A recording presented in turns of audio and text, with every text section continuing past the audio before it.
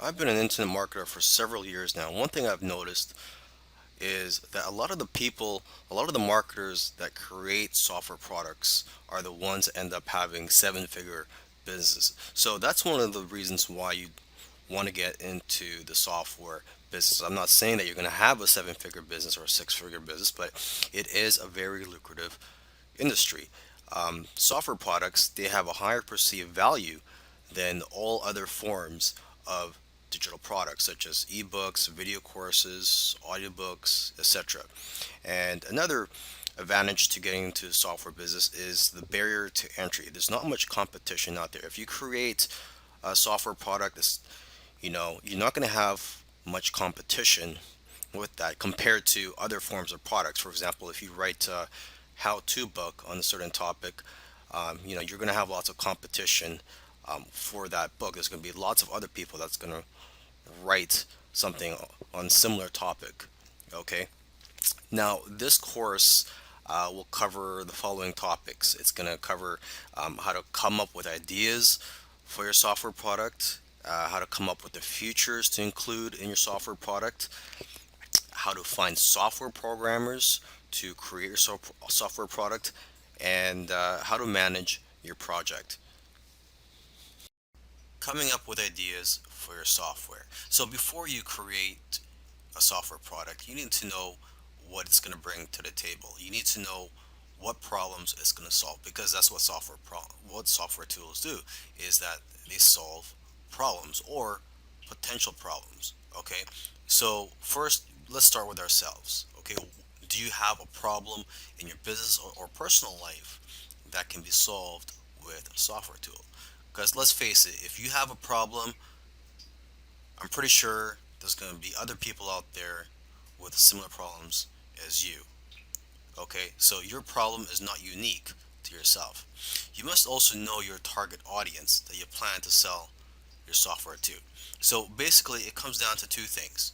Okay, consumers have a particular problem that needs to be solved, and two, they are looking for something that will make their life easier. Okay, you can also look at social media, forums, and your customer base to get an idea of what types of problems your customers or potential customers have and what they're willing to pay for. Because most of the time, people will tell you what they want, and if you give it to them, they will buy it. Okay, and oftentimes it's simply a matter of taking something that already exists and making it better, or expanding on the current software. So you got to ask yourself, what software out there has room for improvement? Okay, and you got to remember this: it's not about just creating and selling software products. There's a lot of money to be made in selling software products. Don't get me wrong, but it's also about knowing what software products to create. So that's why it's important to know your target audience and know what it's like to be in their shoes. Alright, so let's talk about coming up with a list of features and details of what your software is going to include. Okay, you got to remember to keep it simple though, because it's not about how many fancy features and buttons that your software has. It's about how the software can benefit the user. Okay, because sometimes it's the most simple software that can become a best selling product. Okay, but before you can approach a software developer, you must have a list of features and details about the software product you plan to create. Okay, so to get ideas, you can look at other software products in a similar industry, and also what you can do is go to a website called hotscripts.com. And this site includes programs and scripts in every popular programming language. So this is a great way for you to get familiar with the different types of software out there. And you could also read the reviews for the various software products on that site. And basically, the more knowledge that you have, the better the software you can have developed. Now let's talk about finding software programmers for your project. Now, there are various sites that you can go to find programmers where they will bid on your projects, and you can select the programmers based on the best price. But remember, you have to also make sure to select programmers based on their skills, and how well you feel comfortable working with them. Okay, so I've listed a few sites, the most popular sites where you can find programmers. There's rentacoder.com, elance.com, scriptlance.com, and guru.com. And you can also go to coding forums or other types of forums where programmers hang out to find people that are passionate about creating software products.